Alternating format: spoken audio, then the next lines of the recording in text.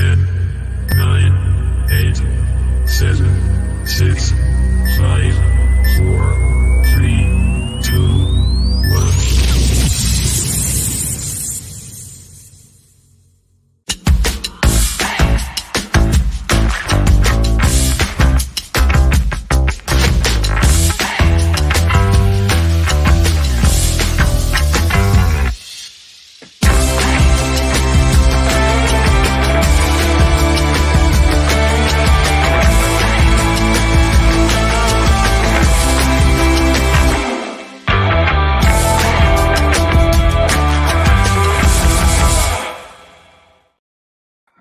Good evening, everyone. Welcome back to Through Black and White Eyes. Got a great show lined up. Sort of a transfer show. We're going to be talking about mainly the striker situation, a little bit about Calvin Phillips, and a couple of other little things thrown in. Lots of rumours been going around of what's going on. Sorry for the throat, by the way. I am feeling a bit rough. I've got Ian to chat about it. I thought Gary was coming, but he's either late or he's not turning up. But we'll soon find out. Don't forget, hit the subscribe button, hit the thumbs up buttons if you enjoy the show. Don't forget about our amazing sponsors, Diet Crow. They do amazing work. Little family-run company who provide amazing T-shirts, and everyone gets 20% off using code BARS20. The Mackham Slayer shirt, like I said, we need to get a new one with 14 on the back now, but it's still a good one with Shola. And don't forget about football prizes. They've got an amazing raffle going on right now. Joe Linton signed shirt, framed LED lights around the frame, very unique. There's 14 other prizes to be won as well. Tickets are going fast, and it's drawn tomorrow night at 7:30. So please get your tickets ASAP. Right, let's bring Ian in and let's have a good, sensible, adult conversation about Newcastle United's transfer business. Ian, how are you? Good evening. How are you doing? I'm good. There's not really much to say about the Newcastle United transfer business at the moment. It's very quiet. It's just the same. It's just the same rumours that's going around daily. I don't. Eddie Howe always said it was going to be a quiet start. Yep. We always knew that injuries would dictate what we actually do, and I think it's proven that. And I think with Joe Linton picking a little bit of a knock up as well, which is going to keep him out a bit. It's kind of pushing him in the direction that we're going to have to do something. Apparently there's been talks the last couple of days behind the scenes that they are actually going to be active in the window, which is going to be quite good for us. But how many's coming in, we still don't know. Obviously the Calvin Phillips one's never going away, I think. No. I think that's looking like it's going to be done with other teams pulling out the race of them. I think it's what I've read today is I think there's just a little bit of a stumbling block over 500,000. I think it is. Is that it? Yeah, change, which is loose change for us. But I think there'll be a little bit more than that. I think, because I think the price tag of the loan fee is pretty ridiculous when you break it down to games and what he's going to do. But he was never ever going to be coming in my eyes, before the Man City game, because I think it's quite pointless. The good thing about it is when you look at it, I think with him not being cup tied is a massive plus for us. He does come in, and he's got 2 weeks training before he gets hopefully in there for the Aston Villa game. Yes. Well, let's talk about first of all the FA Cup draw. We're going to come on to Calvin Phillips in a bit more detail later on as well. But what did you make of the draw? I was a bit gutted because twice they had our ball in their hand for the home draw, and we ended up Fulham away. Everyone's like, it's a fix. It's like, it's not. Let's just get that out of the way. It's definitely not a fix, but what do you make of the draw? Do you think we've got a chance? I mean, I thought, honestly, mate, we were going to get Liverpool away. I really did. I had that gut feeling. And I think it was all over Twitter as well, where a lot of fans were thinking, we just pull the Liverpool ball out now. And to watch it intensely like that and actually to see the ball in a hand and then drop it, I was screaming. I said, I can't believe you dropped that. Is it a winnable tie? It's a tough tie because obviously we've got to go back away from home, and it's Fulham again. I think they're the steady Eddie Championship, Premiership side. So they are good, especially at home. Yeah, especially at home they are. And well, they actually host one. Yeah, well, I mean, we absolutely thrashed them last season, didn't we? Miggy was in that Yeah, purple patch, so we've got to be careful. They'll be out for revenge. yeah, But yeah, it was a decent draw. Some more good news though. yeah. Lewis Miley, Sven Botman are set to be offered new, improved long-term Newcastle United contract extensions, according to Mark Douglas. Great news. Get them signed up. I mean, this is just making sure our future's safe, isn't it? Miley's obviously going to be a superstar. Botman already is, in my eyes, and probably one of the best defenders I've ever seen in a black and white shirt, alongside Jonathan Woodgate. Yeah. What do you make of the two of them? You can see what the club's doing with the prize assets. Yeah.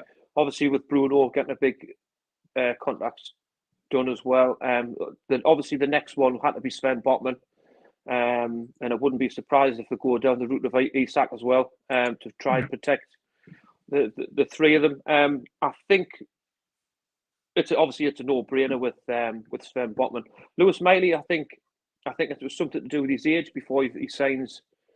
Does he have to become 18-year-old when he's to sign your first big professional contract? Yeah. Yes, he'd be on pittance at the minute and playing for absolutely first-team football. I mean, I think there was reports going around when Sean Longstaff played for the first team. He was on £600 a week, and it's just about right.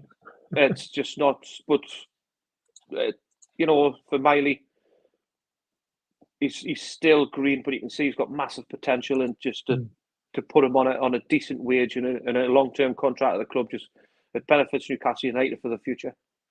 And it benefits him as well, because it puts him in a situation where he's like, well, I'm not going anywhere. I'm definitely going to be first team, or at least squad, the next season.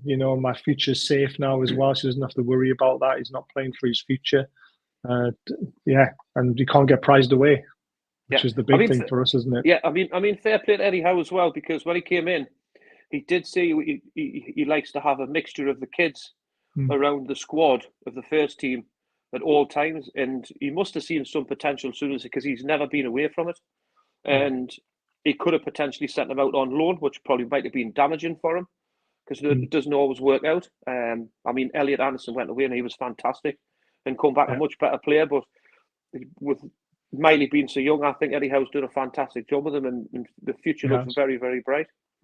Yeah, he's shown how good he is, because he won't go out on loan. Had he not put in the performances that he's had, I think he would have went out on loan personally, but not now. I think he's going to be part of the squad for the rest of his career, unless a massive money bid comes in and we sell him, which I hope we never do. I very much doubt that. Yeah, well, you can imagine a Real Madrid or a Barcelona or something like that. It's like, have you thought about asking Amanda to speak at one of your events? Or to Roger? I was going to say, what my events? I don't do events. Right, let's have a look at players who are potentially out of contract at the end of the season. Obviously, Fabian Schär isn't anymore, which is fantastic. He has extended till 2025. I had a feeling that was going to happen. Some people were saying that he was probably going to finish his career at the end of the year, because he got this new job back at his very first team. I was like, no, Fabian's still got a couple of years left in him, which is great news. Even if he becomes a backup centre-back, he's still great to have around the squad, because he is quality. But there is Jamal Lascelles, Kraft, Mantua, Karius, Ritchie, Dummett and Gillespie. Now, it's pretty easy in a way, isn't it? Keep the top three and get rid of the rest. Well, I mean, they're all free defenders, though, aren't they? That's the other thing. I don't think somebody said this the other day as well. I think it was yesterday on Twitter, and I commented on saying I don't think Paul Dummett will go anywhere. I'm not saying I think he'll stay within the club and do because maybe a coaching role or something. He plays a massive part in the foundation. So I think he'll stay around there. I think Matt Ritchie could be one where he might end up back down south just to finish off. I think Karius, another one that may go, because he'll want to start playing football. And I think Karius has to go for me. He's not getting a look in. It's not because I don't like him. It's just the fact that he's not getting a look in. There's Gillespie's got to go as well. I mean, how long do you sit before? I know they get well paid, but how long do you sit before you go, I need to start playing football again? So, you're right. I think there's a question mark with Jamal Lascelles as well. Do you? Yeah. I think he's put his performances in have been very good, and I think he kind of warrants, especially being club captain. You know, if wholesale changes aren't going to be made, you know, I would say he's the kind of person you want to keep a hold of and try and strengthen with another right centre back to challenge him as well, because we've got to have a big squad.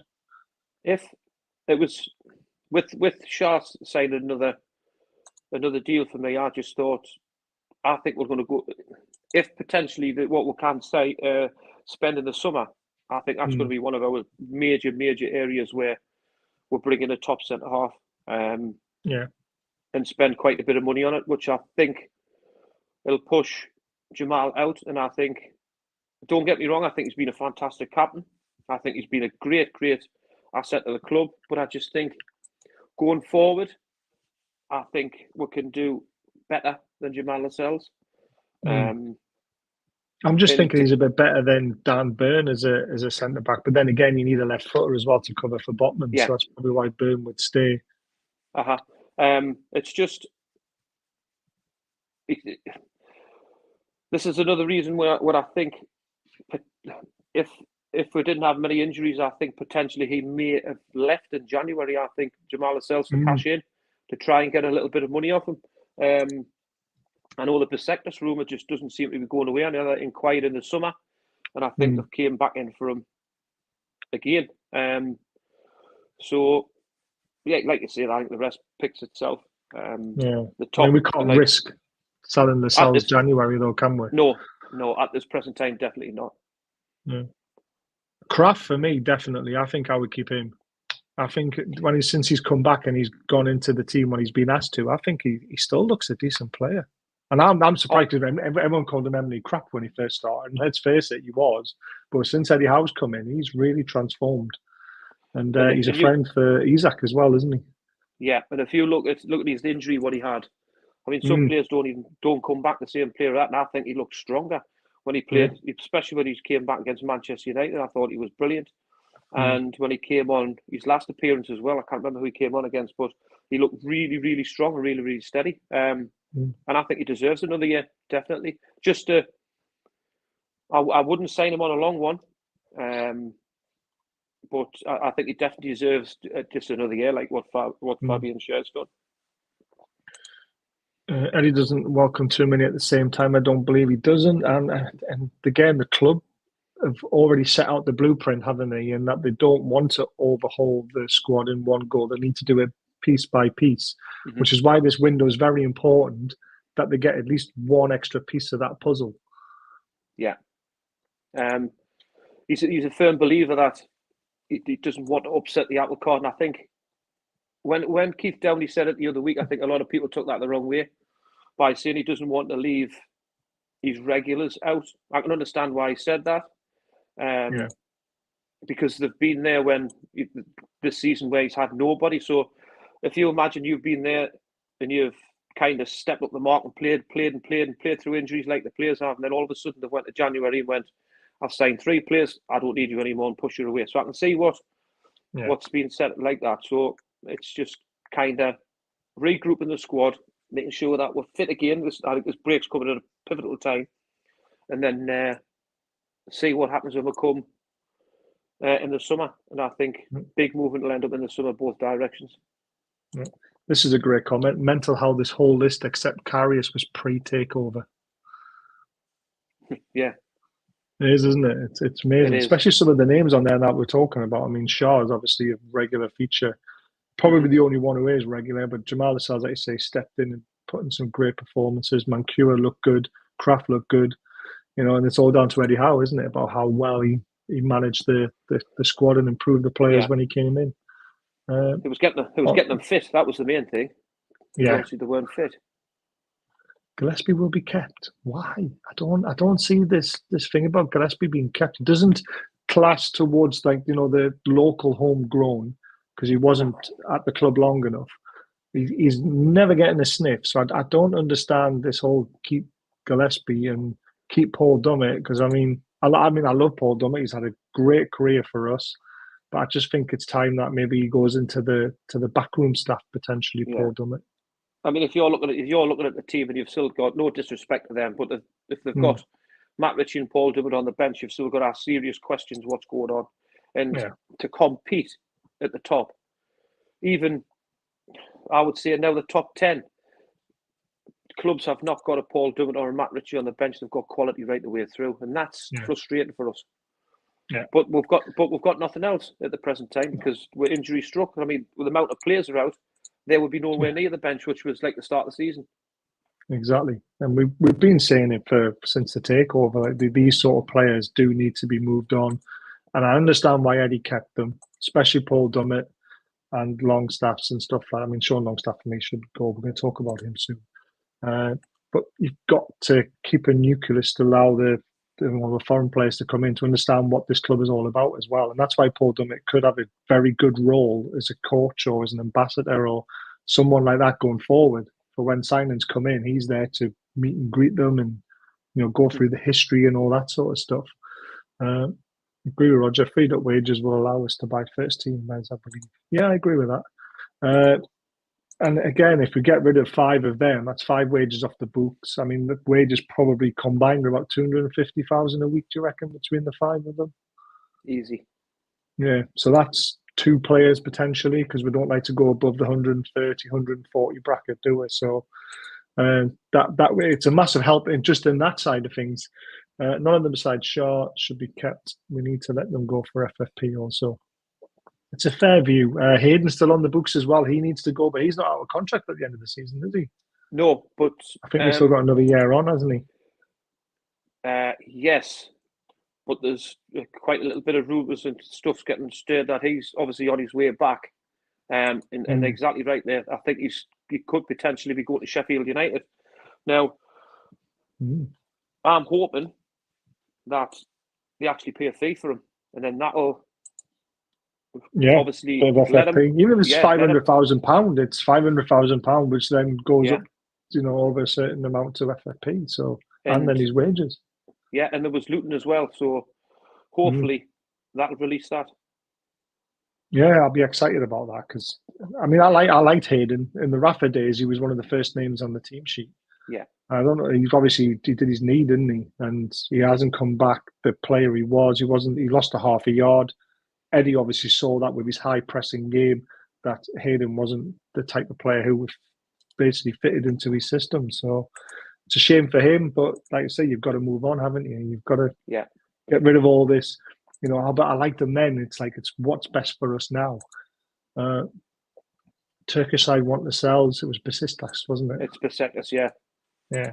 So, but again, we won't sell him in January, so we'll probably just let him go on a free if we're not going to tie him down to another contract. So, surely not fit for purpose as loan manager. Just a figurehead needs replacing. Do you agree with that? I mean, I criticise him quite a lot. Letting players go to League Two sides rather than challenging them in the Championship and giving them better loans. They allowed Cahool to go off to Hearts, and he hardly got a game because there was apparently a lot of Australians there, so it made them settle in.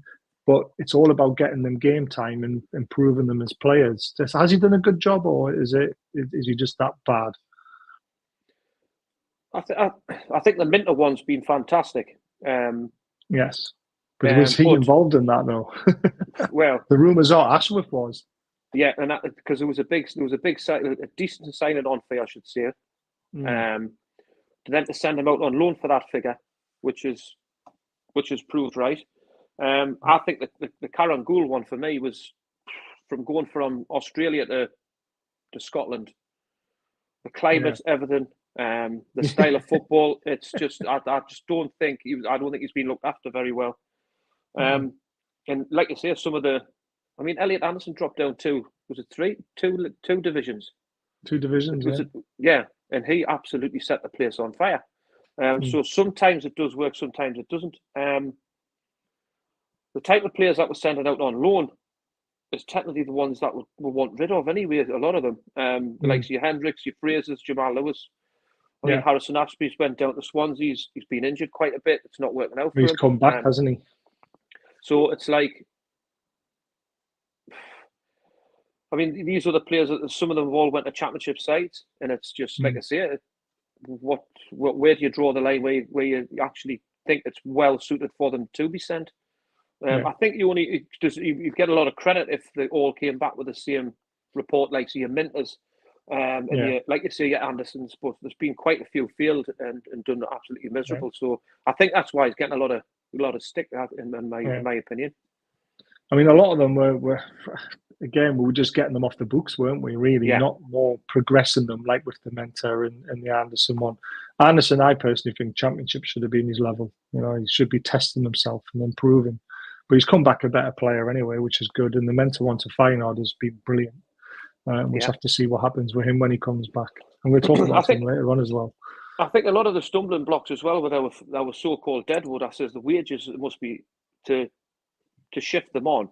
This is the difficult part. I mean, it took us ages to get rid of Dwight Gale just simply because of his wages. So I think there's just quite a few stumbling blocks around all this deadwood. I mean, it took us ages to get rid of the little midfielder. He was on our books for about 10 years. I can't remember his name now. Honestly, we just couldn't get rid of him. There's been a few like that. Yeah, it'll come back to us soon. Bigorama wasn't him, was it? No, it wasn't Bigorama. No, it was Pardew days as well. Was it? Yeah. Oh God, there was a few of them as well, wasn't there? Yeah, it took us ages to get rid of them. Yeah. Evening, Lee. Thanks for joining us. He says, "Evening, lads. Hope you keep them well. Get rid of the deadwood, but we can't get rid of them. No clubs want them. Given if we can't get them to lower league, better than nothing." That's the other thing as well. Who actually wants our players? Colback. There's one that he's been around for a while, and we kind of get rid of him. Evening, Andrew. We finally got him off the books, so when he went to Forest, so that was obviously a good deal in the end. Big wages. Southampton want him. Will he take a big cut? I don't know. It's a good question.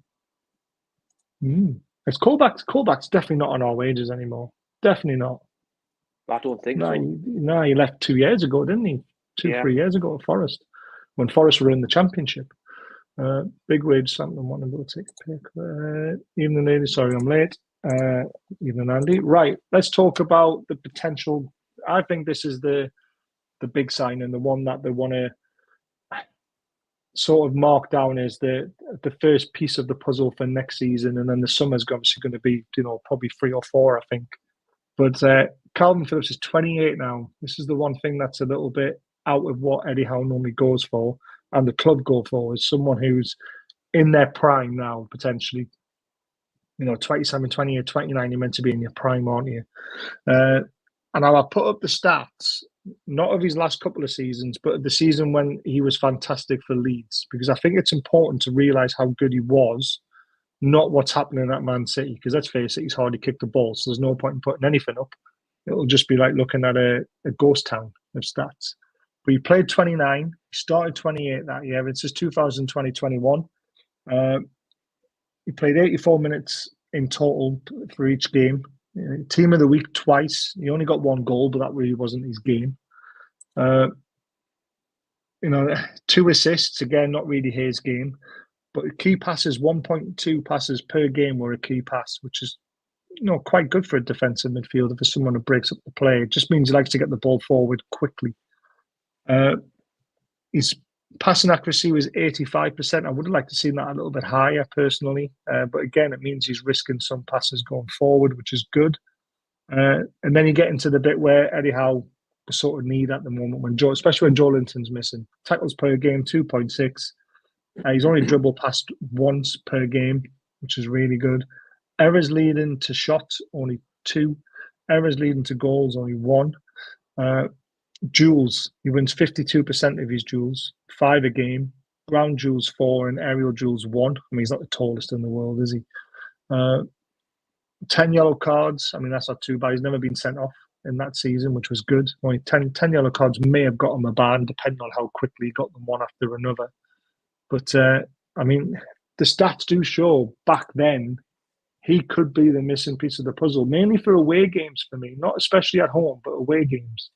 When we need to dig in a little bit and break things up and let Bruno go further forward. At home, I like when we had Tonali, Bruno, and Joe Linton or Willock in there as well, actually pinning teams back. and we had the legs to get back then, which we don't now. But Phillips, it seems a no-brainer, doesn't it? And it just, like you said, I mean, there's no rush to get him because you can't play against Man City. But it'd be nice to get him in quickly because you want him to get him up to climate. You want to get him integrated into the tactics and playing alongside his colleagues as well, because Villa's a massive game away from home. Yeah, I totally agree with you. Everything for me, we've got to be able to change the way we play when we have to dig in to try and get some of that. And I think we struggle just to fall back into that shape where natural six will be there. And the more I think about it is the top sides, when they get counter-attacked or lose the ball, it's always in wide areas, I feel. So you've got because obviously Rodri and them are always there to cover when they're sitting there. And there was, but for us, it's just straight through the middle, isn't it? Yeah, and it's straight through the middle. So to have that pivotal point there, I just think it'll give the back four even more confidence. And I think the way we'll try and play, we'll be able to go through the middle quite a bit rather than down the sides, because predominantly when we play well, we'll fly down the right hand side, and that's where our strongest is. Like I said, it'll just strengthen us up straight through the middle. And I just think like you said again, I think it's a no-brainer that will bring him in. He's a top player, and it goes to show even when he's not playing. I mean, I'm not Southgate's biggest fan by a long shot, but I think Southgate will love him to come to Newcastle because I think he'll want Rice and Phillips that midfield. We're able to go for the Euros, and for him to come to Newcastle, I think it'll do us. It'll do him the world of good, and I think it'll do us massively the world of good. I think he's a top player. Yeah, and I think the one thing about this loan is there is the Euros there, so it's a big incentive for him to perform, isn't it? A lot of loans sometimes they come in for 6 months and say, "Well, I'm getting paid. You know, it's not my club. I don't have to put 110% in all the time." He has an actual goal, doesn't he? It's not just about the Euros as well. It's about can he force a permanent move as well, because he's going to sit on the bench at City or even just sit in the squad if he doesn't get a move. But this is what I said before as well, is obviously with us losing Tonali, to bring Calvin Phillips to the football club and potentially sign him full time in the summer, and then you've got Tonali coming back in, so then your midfield just looks a completely different level again, because you've got players that can really be flair players, and then you've got players that can do the shit, which that's what you want. So you've got a great blend. And like I say, when things aren't going right, you can afford to take a Bruno Guimaraes off and just go, look, I'm going to show things up here. I'm going to take someone else off just to say, come on, let's try and break us. Because Bruno, I think, is brilliant going forward. He's quick on the turn. He's lovely inside. But his recovery, I don't understand. It's not there, is it? Because when he moves with the ball forward, he looks quite quick. But when he's recovering, he looks like he's treading water. But do you know what I think that is with that, though? Is that he looks quick with the ball at his feet, because not many people can control it as close to the feet as like he can do. So it makes him look faster along the ground, doesn't it? But when he's chasing backwards, it looks like he's running against a brick wall, doesn't it? But it gives Bruno to play, because he's good with his feet technically very, very in tight areas. There's times where he's trying to play them lovely little balls inside, and then he's had to recover. So if he's played them lovely little balls inside and it breaks down, you've got Calvin Phillips behind you. So then you've got to go through Calvin Phillips to stop you. So you've got that extra protection to be that extra braver. And I think it'll make us better going forward as well as defensively as well. Yeah, take more risks, can't he? Because sometimes when he's looking at passes, he pulls out with them and thinks, crap, I've got to run back if this goes wrong. But if, like you say, if Phillips is there, you'd be like, I can fed that through the eye of a needle, and I know I've got someone behind me to pick up the crap if it goes wrong. So, I see do you know what it is? Potentially, we could see Bruno go up another level, and that's scary. That is very scary. Tony, thank you so much for the $4.99 super chat. It's so generous of you. If anyone else wants to donate tonight, bottom right hand corner, and all the money goes back into the channel for the prizes and stuff that we do, and to run the channel basically. City wants to recoup money for Phillips. If he fits in and plays like the club, Eddie will want him. The thing is, though, it's 2 years on since they signed him now, so I don't know how they can ask for the same fee they paid for him, because he he hasn't played football to prove that he's still at that level. He's 2 years younger as well when he's signed for City. Yeah, exactly. He hasn't kicked the ball, so there's got to be a decrease in his price tag. Even, it's got to be a negotiable thing there. Obviously, I've just seen wages there as well. It's got to be realistic. Do you sit on Man City's bench and take your big wages? Exactly. Or do you come and play football for a little bit of a wage cut? For me personally, I would go and play football for a little bit of a wage cut. Yeah, I would definitely. I still rather have Gabriel Vega from Saudi, young superstar, but won't turn my nose at the Phillips. I just don't think he's even an option for us, to be honest with you. He's gone there.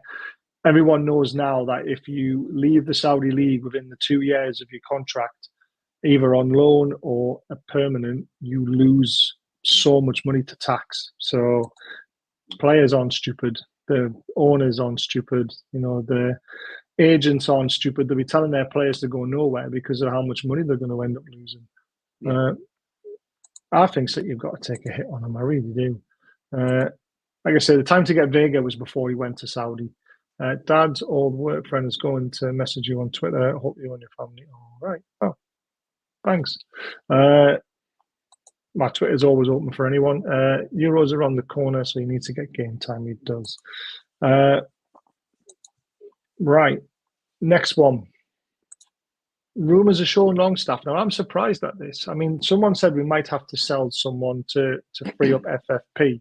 Everyone's been talking about Bruno and Isaac. And then suddenly, out of the blue, everyone's talking about selling Sean Longstaff. Now, I kind of get it a little bit because if Phillips comes in, do we need a Sean Longstaff? When you've got Tonali, Bruno, Joe Linton and Willock, does Sean Longstaff really go down the pecking order? And Miley as well. A fit Joe Willock is fantastic. So that ticks the box straight away that he goes further behind. A Tonali, obviously, when he's just on a different level when he plays. I mean, his home debut against Aston Villa was probably one of the best debuts I've seen at St James's Park. I thought he was frightening. And then he go right the way through our midfield. Does he leave? Me personally, I would like him still around the squad just for strength and depth for another season, and then move him on. All depends. Like I say, it all depends on what a transfer window does, because obviously things can change really, really quickly. But my personal opinion, I think he should stay just for another season. Yeah. I mean, I do like Sean Longstaff. I stuck by him for a long time. Loads of people were, especially during the Bruce ages. I was saying, look, we saw what he was like before Bruce. He can't get back to that again, and he's starting to do that. But when you think about the class that we have in that central midfield that we talked about, you've then got to think, well, how much game time is he going to get, and what's he actually worth selling for FFP? And it came out of the blue, and when you start thinking about it, you think, yeah, he could be one that gets sacrificed, even though it seems harsh. But again, you've got to take this sort of personal feelings out of it, don't you, at a football club? You've got to say, look, yeah, great, you've come through our academy, you've done us great, you've got us to where we are now, but I'm sorry, it's time for you to move on to get regular football and for us to move on as a football club. I do believe he'll go, but how quick? I don't. And will he go in the summer? Like I say, I'm not sure. Like I say, anything can happen between now and the summer. But I think he's honest as the day is long. I really do, and I like that in a player. You know what you're going to get out of him. You'll have his bad games. You'll have his really good games. He's a steady Eddie, is what they're called. But like I say, I'd rather have honest day long players all the day than the prima donnas that don't give a shit. Yeah, I absolutely agree with that. That's the one thing that we would miss from him, isn't it? He's obviously a local lad. He puts 110% in all the time. He's very honest, and I like a grafter as well. I really do. Right, best part of the show, we're going to talk about strikers. So I think personally the two places, because I personally think now the goalkeeper situation is not a question, is it? Dubravka has put in the performances. He's shown it was a bit of ring rust. I said goalkeeper, DM, striker would be my three positions I would strengthen in this window. But I think we're just going to go for Phillips and a striker now. Would you agree with that, or do you see any other areas you would look at? if obviously the centre midfield, the holding midfielder for me. I said the other day, I think it's absolutely stupidity if we don't go in for a forward.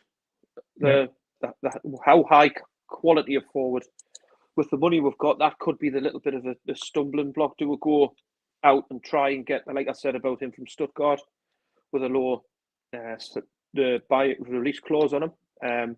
But I've read reports that he's wanting absolutely ridiculous wages as well, and I think he's been touted to go. Yeah, and he's being touted to go to Saudi.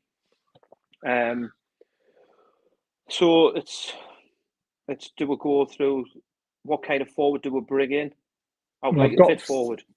I've got 3 we're going to go through, and you can tell me which ones you fancy. So obviously we have this man at the moment, Alexander Isak's 49 games, 23 goals, 3 assists, fantastic performance. Should be 4 assists on there, by the way, because that Everton goal when Murphy scored, just because it hit that defender doesn't mean he didn't assist that goal. That really peeves me off a little bit, just because it touched somebody else on the way through. But he does need help. Wilson is obviously not around as much as he should be, which is very frustrating because of obviously the injury crisis. So these are the 3 players that we've been rumoured to go. So we'll go through them one by one. So the first one is Torres. But I think Torres is personally a long-term target. He's 23. He's a forward. He's not just a striker, so he can play a number 10 role. He can move backwards and forwards.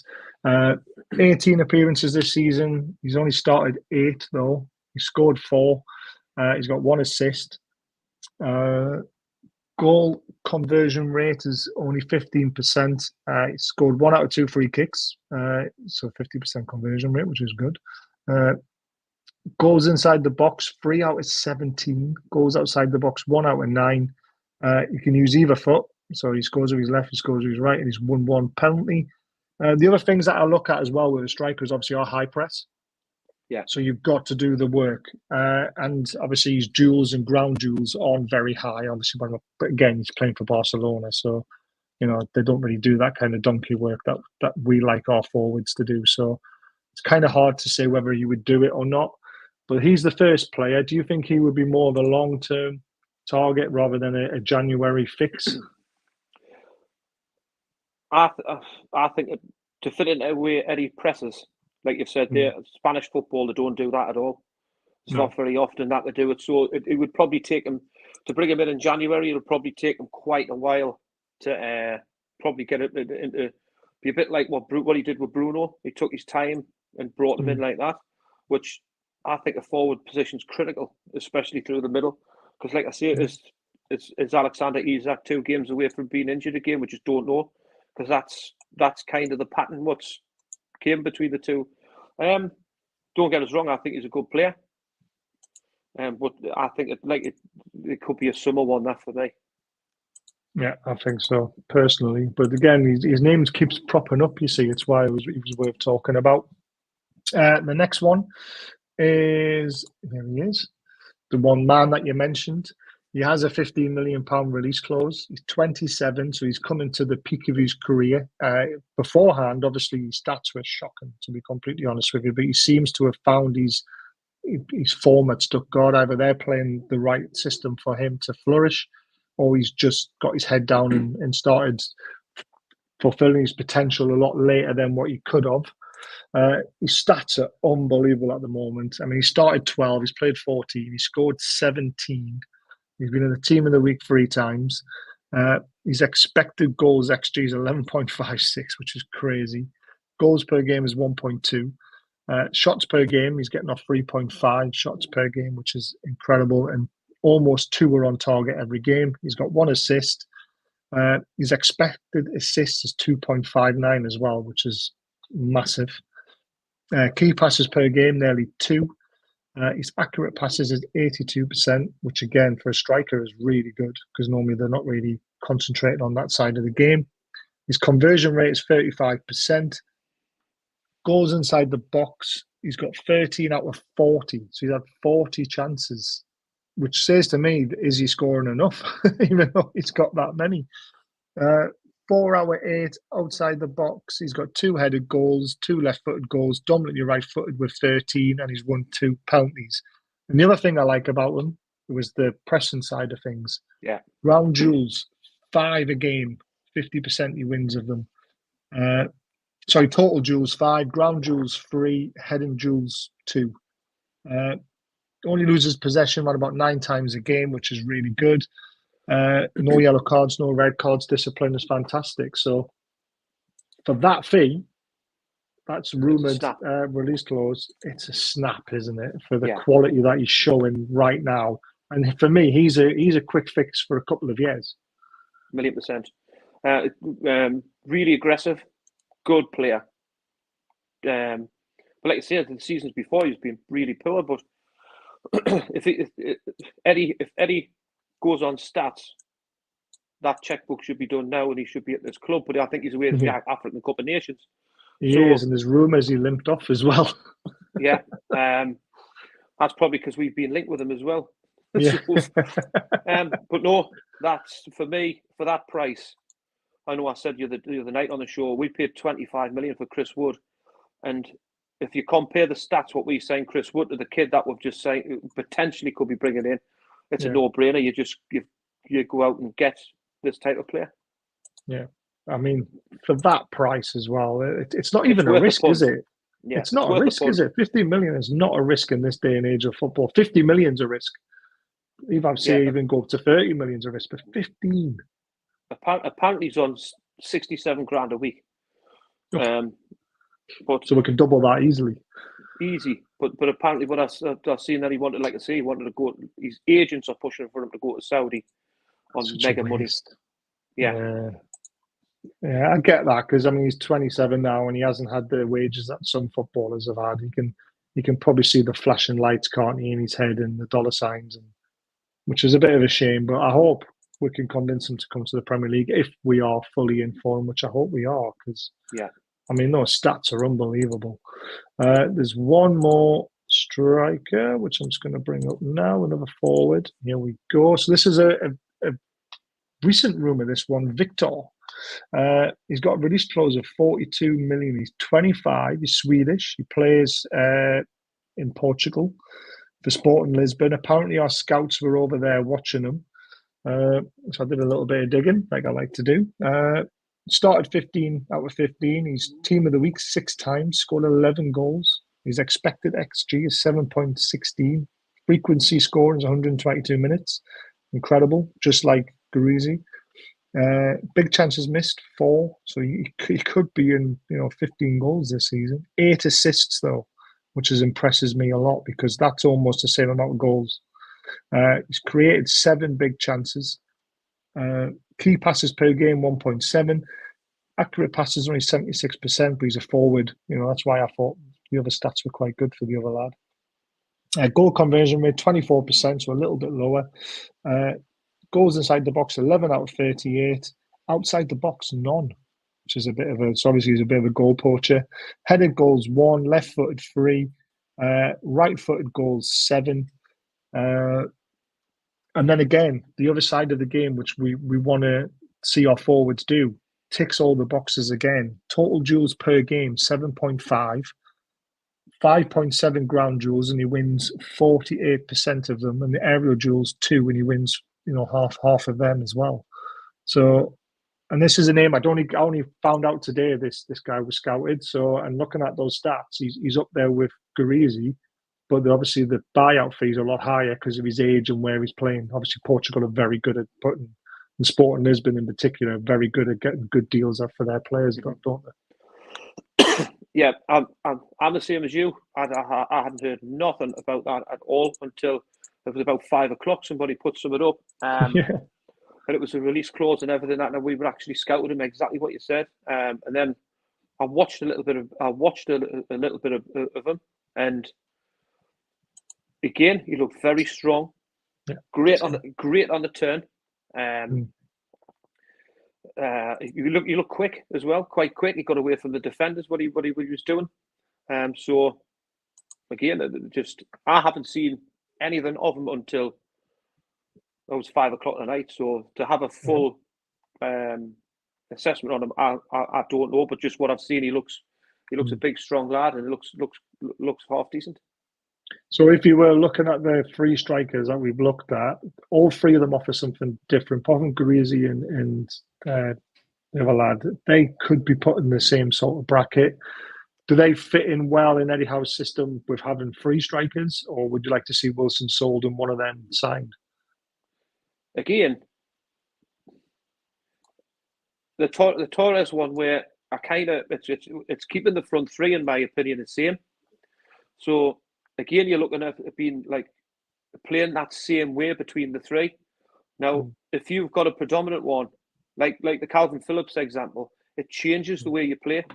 And you could just go that like one up top and play Isak just off, because I think sometimes when he plays just off, I think he's unplayable as well, Isak, rather than going straight, because he comes into them areas and he just gets away from defenders and gets away from midfielders, and he plays lovely little tight balls and stuff. So, so I can see, well, hopefully that'll change the way Newcastle play right the way through the middle of the park. Yeah, I don't know who I'll go for. Torres for me is the long term. The lad who obviously from the Portugal league. Portugal is one of those leagues, isn't it, where you know they overperform and then sometimes come to England and then they struggle a little bit. He's played for Coventry already. Is he a risk, especially at 47 million, or do you just take the safe option? Stuttgart all the way. Yeah, Greasy. 15 million. Yeah, 15 million. I would have a pop at him, and if it doesn't work out, you just do exactly what you do with Chris Wood and say thank you very much. And if it gets us valuable points and good goals to get us round about them European places again, it's good business, like what Newcastle did to weaken Burnley, to buy signing Wood. Let's try and do something to help us. Yeah, I agree. Yeah, I think Greasy is the right man. Would you sell Wilson or not, though? I think I would. I would 100% get rid of him. What, now? Now or in the summer? Yeah, now. I think he's too much of a risk. But again, he's injured, though. Can we sell him? Is he injured? Oh, this is it. I mean, has he gone out there to take his family out to show them what it could be like where they're living? That was the other thing. It was just another strange one for me after he played. And then all of a sudden he's injured again. He's jetting off with his family. It's just, for me, it was a strange one. If he's fit and you can get, you might get £20 million for him and free up. I think so. And if he goes over in hot weather, fair play to him. He's been fantastic for us, unfortunate for injuries. And then get 20 million for him and then 15 on Grazy, no brainer. I've said that as well about Wilson going to warm weather, a bit like with Maxi as well. I said Maxi would be better off in a country where the weather's warm, where he can recover faster and he won't pick up as many injuries because they won't be cold. And that's the problem with muscle injuries. When they're cold, they struggle. And the Northeast isn't exactly the right place for them, is it? When Callum Wilson plays anyway, he doesn't train the next day. Eddie Howe's already said that. Yeah, exactly. He can't train the next day, so he's potentially running his body into injuries every time because he's not potentially being fit. Yeah, I completely agree. I think it's the right time to get. I mean, he's been fantastic for us. Don't get me wrong, he's been brilliant. But I just think they had FFP, him getting away to a hotter country, making a bit more money. I think it's the right move for him. They might have something to say on his podcast, though. But him and Antonio will have a bit of a laugh. Yeah, having Callum Wilson. There's no good to no one if he's only playing 30% of the season. We need forwards that's playing 50 to 60%. So it's no good at Newcastle United. We need players that are there for long spells of the season. Definitely. This is the name that doesn't go away, isn't it? Rafinha. He always seems to pop up. Obviously, before he went to Barcelona, we were interested. Now he's gone to Barca, but still the name's lingering around with Newcastle. I mean, he's an upgrade, isn't he, to McGee, because he does score goals on a regular basis. He's shown for Leeds in the Premier League he can do it. He's getting on a bit now, though. I mean, would you like to see Rafinha at Newcastle? It's something that's never grabbed us, really. Isn't it? No, not really. It was like one of them ones where if he's went somewhere, I'd be like, oh God, I wish we'd signed him. It's not like it's like a take it or leave for Rafinha, to be honest. Yeah, we covered that early on the show, Martin, that you missed. Obviously, KP, the loan fee is still a bit of a struggle between the two clubs, and hopefully we'll get it done eventually. Which player they want, though, I'm unsure. All right, from Roma. What's this one? Rather get Greaves for 50 and be able to get another different player in as well than spending 40 million. Well, I don't think we're looking to go big in January at all. I think we're looking to get the key loan, a striker, and if we can get one for 50 million, but we're spending very little. And then the summer, once they've reassessed where they finish, I think we go big in the summer. 4 or 5, maybe. I know it's a lot. Eddie Howe would be like, well, what's going on? Yeah, I've got 4 or 5 new players. But I think that's the sort of summer we're going to be looking at, depending on where we finish in the league. Yeah, I think we'll get a big centre half in the summer. I really do. Mm. But I would go to AC Milan, mate, and get Tomori. Yes, I said that straight away. I really, really like. I thought he was superb against us. And there was another rumour that came out today. Sporting Lisbon again. It's Diamonde for 70 million. Right. And apparently we're going in for him, but again, it's the rumour mill. See, Barcelona really like Bruno. The Rafinha deal for me would be a minefield. It would be if that was integrated into it. We're losing 4 or 5 out of contract in the summer. We are. We've covered that at the start of the show. If you want to go back and watch it, I'd hate it, but surely Bruno to Barca, we want to cash for FFP, which they can't afford. We wouldn't do any swaps. Of course, we wouldn't. It's cash up front. Yes, Tomori, please. I think we all wanted him after we saw how great he was against us. Unfortunately, the way he stopped Miggy, that was an unbelievable. Everyone blamed Miggy for that goal not going in, and I just said you've got to look at the defending, how good it was, the way he got in front of him. It was blindsided him. It was brilliant. I'd take Greaves to negotiate a deal where he gets a flat rate and a bonus for goals and negotiate after a year. Even if he's just average, he could recoup the money. Potentially. I mean, we could ask Greasy to come for 1 or 2 years and then send him off to Saudi League after that, couldn't we? Because the links are there. Yeah. I'm not sure. Amazon. Alexa, you've got to love it. Turns on when it wants. Doesn't understand what I'm saying. Palmer misses again. Oh, apparently Borough are winning, apparently. Long as he doesn't... Let's not talk about betting. I was on my laptop before trying to then do an emoji. All right. Right, one last little segment before we go. That's obviously the transfer side covered. There's lots of stuff in there for you guys to digest. It's going to be very interesting January window. We'll cover it at the end of the window as well and see what we've done. But we've got some tough fixtures coming up. City at home, Villa away, Luton at home, Forest away, Bournemouth at home. How many points are we getting in?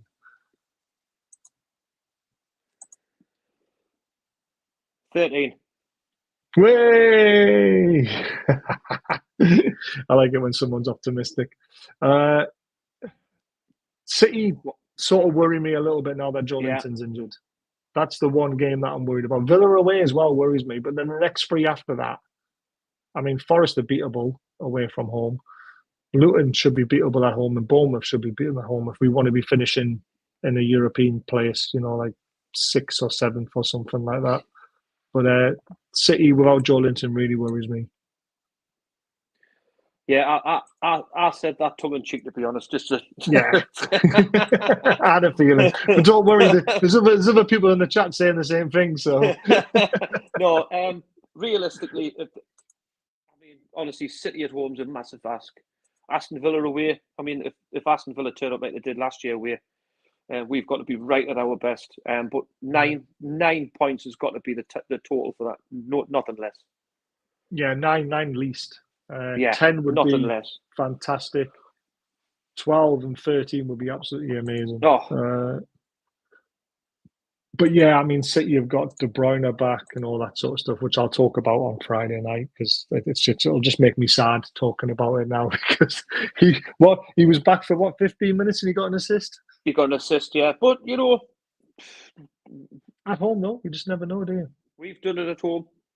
When Aguero scored, now it was 90 seconds or something, and then we came up and turned them over. Yeah, so it's there. We can't do it, especially after the win, because we've got to have that's got to get our tails up a little bit over that win at the weekend there. We'll know what and a week's training. That's massive. Yes, I think I know Joe Linton's going to be a miss, but I just think a week's training, you never know, there could be somebody else come back that's on the fringes of coming back. But whether he forces him into the squad and lets him have another 2 weeks off. There's reports, people saying that to put Matt Ritchie in there the weekend. I think that's suicidal playing players like that. You don't want to be doing that. That's a silly idea. I can sort of see it, because if you put Miley in there, you could be denting his confidence if things go wrong. You might want to put an older head in.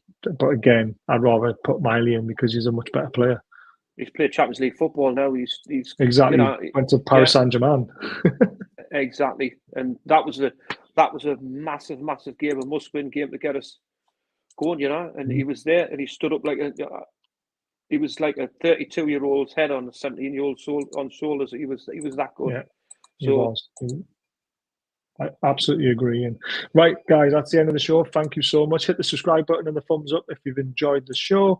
Don't forget about our amazing sponsors, Diet Crow. They're an amazing little company who do lovely bespoke t-shirts.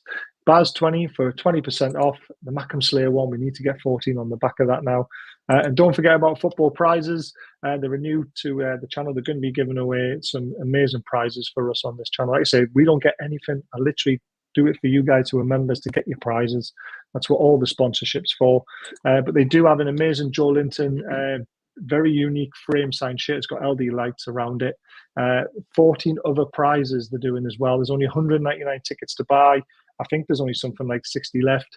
It's drawn tomorrow night, so get your tickets before they go, because they will go. Ian, thank you very much for coming on. Obviously, I've asked Ian to be a regular on the shows going forward, and he said yes, which is amazing, because he's a top bloke and he loves talking about football. So I hope you're enjoying the crack between the two of us, and you'll see our ugly mugs a lot more. Mainly me, the ugly one. He's the prettier one. Do you know what I mean? So, but thanks for tuning in, everyone, and we'll see you again very, very soon. Take care till then.